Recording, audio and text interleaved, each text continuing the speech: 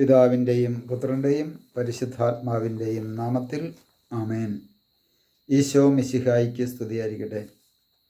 യേശുവിൽ സ്നേഹം നിറഞ്ഞ സഹോദരങ്ങളെ എല്ലാവരെയും ദൈവവചന ധ്യാനത്തിലേക്ക് നമ്മുടെ കർത്താവായ യേശുക്രിസ്തുവിൻ്റെ നാമത്തിൽ സ്വാഗതം ചെയ്യുന്നു.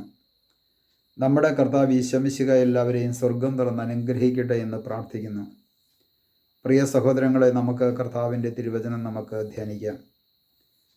വിശുദ്ധ പൗലോസ്ലീഹ റോമായിലെ സഭയ്ക്ക് ലേഖനം എഴുതുമ്പോൾ 12-ാം അധ്യായത്തിൽ ക്രിസ്തുവിൽ നവജീവിതം എന്നുള്ള പ്രധാനപ്പെട്ട ആശയവുമായി ദൈവത്തിൻ്റെ പരിശുദ്ധാത്മാവ് സഭാമക്കളെ ആഹ്വാനം ചെയ്യുമ്പോൾ 12-ാം അധ്യായത്തിൻ്റെ 12-ാമത്തെ തിരുവചനം ഇങ്ങനെയാണ് പറയുന്നത്: പ്രത്യാശയിൽ സന്തോഷിക്കുവിൻ, ക്ലേശങ്ങളിൽ സഹനശീലരാകുവിൻ, പ്രാർത്ഥനയിൽ സ്ഥിരതയുള്ളവരായിരിക്കുവിൻ.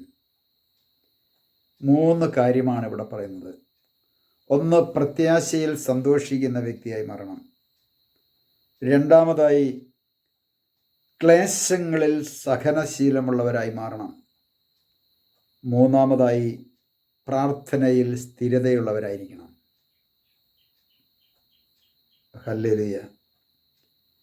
യേശുവിൽ സ്നേഹം നിറഞ്ഞ സഹോദരങ്ങളെ, ഇത് നമ്മുടെ ജീവിതത്തിൽ എത്രമാത്രമുണ്ട് എന്നൊന്ന് ആത്മപരിശോധന ചെയ്യുന്നത് നല്ലതാണ്.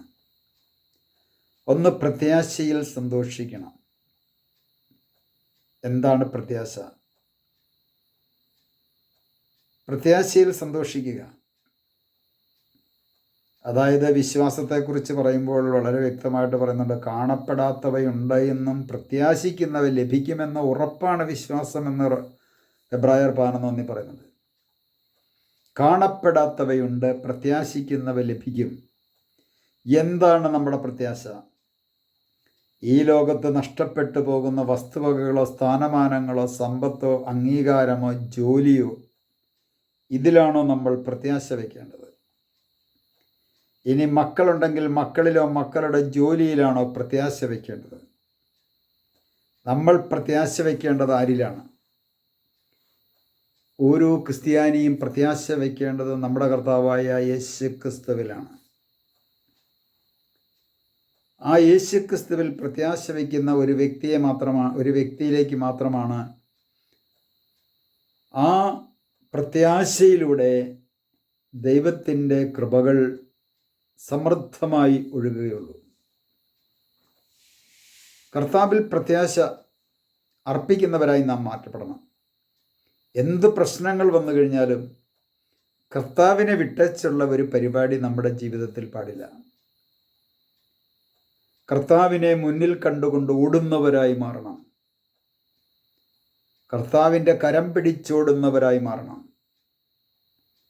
എൻ്റെ ജീവിതത്തിൽ എത്രമാത്രം കഷ്ടങ്ങളായിക്കോട്ടെ, ക്ലേശങ്ങളായിക്കോട്ടെ, തകർച്ചകൾ ഉണ്ടായിക്കോട്ടെ, പ്രശ്നങ്ങളുണ്ടായിക്കോട്ടെ, പ്രതിസന്ധികളുണ്ടായിക്കോട്ടെ, ഇതിനെയെല്ലാം മറികടന്ന് ഞാൻ യേശുക്രിസ്തുവിൽ ഒന്നായി മാറ്റപ്പെടുമെന്നും ആ യേശുവിനോടുകൂടെ എന്നും ആയിരിക്കുമെന്ന ഒരു പ്രത്യാശയുണ്ടെങ്കിൽ ആ വ്യക്തിയുടെ ജീവിതത്തിലേക്ക് ദൈവത്തിന് ഒത്തിരി അനുഗ്രഹം വർഷിക്കുവാൻ സാധിക്കും.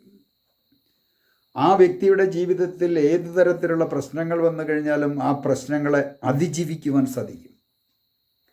ഇന്ന് പലരുടെയും ജീവിതത്തിൽ പ്രശ്നങ്ങൾ അതിജീവിക്കാൻ പറ്റുന്നില്ല. കാരണം എന്താ? പ്രത്യാശയില്ലാത്തതിൻ്റെ പേരിലാണ് പലരും ആത്മഹത്യയിലേക്ക് പോകുന്നത്. പ്രത്യാശയില്ലാത്തതിൻ്റെ പേരിലാണ് പലരും പലതരത്തിലുള്ള കൊള്ളയ്ക്കും കൊള്ളരുതായ്മയിലേക്കും പോകുന്നത്. ദൈവത്തിൽ പ്രത്യാശ വെച്ച് പോകുന്ന ഒരു വ്യക്തിയുടെ ജീവിതത്തിൽ ഒന്നിനും ഒരു കുറവും വരുത്തുകയില്ല എന്ന് കർത്താവ് വാഗ്ദാനം ചെയ്തിട്ടുണ്ട്.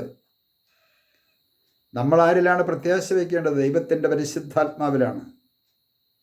നീ ആദ്യം അവിടുത്തെ രാജ്യവും നീതിയും അന്വേഷിക്കും, ബാക്കിയെല്ലാം അതോടൊപ്പം കൂട്ടിച്ചേർക്കപ്പെടുമെന്ന ആ കർത്താവിൻ്റെ വചനം സ്വീകരിച്ചുകൊണ്ട് ദൈവത്തിൻ്റെ രാജ്യവും നീതിയുമാകുന്ന ആ പരിശുദ്ധാത്മാവിൽ പ്രത്യാശ വെച്ചുകൊണ്ട് ആ പരിശുദ്ധാത്മാവിലൂടെ എനിക്ക് ആവശ്യമായിട്ടുള്ളതെല്ലാം എൻ്റെ ദൈവം തരുമെന്ന് ഞാൻ വിശ്വസിച്ചുകൊണ്ട് കർത്താവിൽ പ്രത്യാശ വെച്ച് ഞാൻ മുമ്പോട്ട് പോകുമ്പോൾ മാത്രമേ കർത്താവിന് എൻ്റെ ജീവിതത്തിൽ അനുഗ്രഹം വർഷിക്കാൻ പറ്റുകയുള്ളൂ.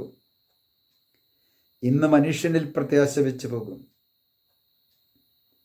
ചിലർ മനുഷ്യരിൽ പ്രത്യാശ വയ്ക്കുന്നു, ചിലർ ചില സഭായോഗങ്ങളിലാകാം, ധ്യാനകേന്ദ്രങ്ങളിലാകാം അവരുടെ പ്രത്യാശ.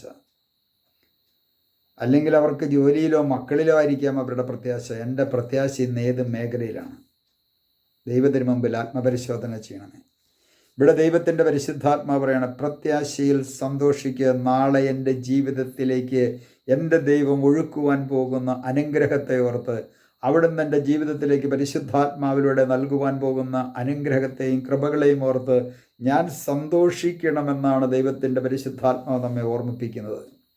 പ്രിയ സഹോദരങ്ങളെ, ഇതായിരിക്കണം നമ്മുടെ ഒന്നാമത്തെ മേഖല. രണ്ടാമത് പറയാണ്, ക്ലേശങ്ങളിൽ സഹനശീലരായിരിക്കണം. ക്ലേശങ്ങളുണ്ടാകും, ദുരിതങ്ങളുണ്ടാകും, പട്ടിണിയുണ്ടാകും, മാറ്റി നിർത്തലുണ്ടാകും, ഒറ്റപ്പെടുത്തലുണ്ടാകും, കൂക്കുവിളികളുണ്ടാകും. ഈ സാഹചര്യത്തിൽ നാം എന്താണ് ചെയ്യേണ്ടതെന്ന് വളരെ വ്യക്തമായിട്ട് പരിശുദ്ധാത്മാവ് പറയുകയാണ്, സഹനശീലരായിരിക്കുവിൻ. ഇത് കർത്താവിൻ്റെ സഹനത്തോട്, കർത്താവിൻ്റെ വേദനയോട് ചേർത്ത് വെച്ചുകൊണ്ട് അവിടുത്തെ മഹത്വപ്പെടുത്തുവാൻ വേണ്ടിയിട്ടുള്ള വലിയൊരവസരമാണ് ക്ലേശങ്ങൾ. അതുപോലെ തന്നെ തുടർന്ന് പറയുകയാണ്, പ്രാർത്ഥനയിൽ സ്ഥിരതയുള്ളവരായിരിക്കണം. എന്തിനാണ് നാം പ്രാർത്ഥിക്കുന്നത്? പ്രാർത്ഥനയിൽ സ്ഥിരത. ദൈവത്തോട് എന്തിനാണ് പ്രാർത്ഥിക്കുന്നത്? ഈ ലോകത്തിൻ്റെ കുറേ സാധനങ്ങൾ സ്വന്തമാക്കുവാൻ വേണ്ടിയിട്ടുള്ള പ്രാർത്ഥനയായിരിക്കരുത്. പിന്നെയോ, ആത്മാവിൽ നിറഞ്ഞുള്ളൊരു ജീവിതം നയിക്കുവാൻ, ദൈവത്തിൻ്റെ ആത്മാവിനെ സ്വന്തമാക്കുവാൻ വേണ്ടിയിട്ടുള്ള പ്രാർത്ഥന. ദൈവിക സ്വഭാവം മാനുഷിക സ്വഭാവത്തിലേക്ക് ലയിച്ചു ചേർന്ന് ആ ദൈവത്തിൻ്റെ സ്വഭാവം നമ്മളിൽ വരുവാൻ, നമ്മളിലുള്ള ഒരു മാനുഷിക സ്വഭാവമുണ്ട്, വെറുപ്പിൻ്റെയും വിദ്വേഷത്തിൻ്റെയും കലഹത്തിൻ്റെയും എല്ലാം സ്വഭാവം, വൈരാഗ്യത്തിൻ്റെയൊക്കെ സ്വഭാവമൊക്കെ മാറ്റിക്കൊണ്ട് ദൈവസ്നേഹമാണ്, ആ സ്നേഹം തന്നെയാകുന്ന ദൈവത്തിൻ്റെ ആ സ്വഭാവം. യേശു മറ്റുള്ളവരെ സ്നേഹിച്ചതുപോലെ മറ്റുള്ളവരെ സ്നേഹിക്കുവാനായിട്ടുള്ള കൃപ ലഭിക്കുവാൻ വേണ്ടി ആ മനോഭാവത്തിന് വേണ്ടിയിട്ടുള്ള ആഗ്രഹമായിരിക്കണം നമ്മുടെ ജീവിതത്തിൽ ഉണ്ടാകേണ്ടത്.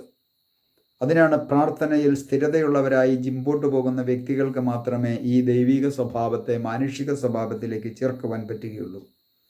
നമുക്കൊരു നിമിഷം ഈശോയോട് പ്രാർത്ഥിക്കാം. കർത്താവായ ഈശോയെ, തിരുവചനത്തെ ഓർത്ത് ഞങ്ങൾ നന്ദി പറയുന്നു.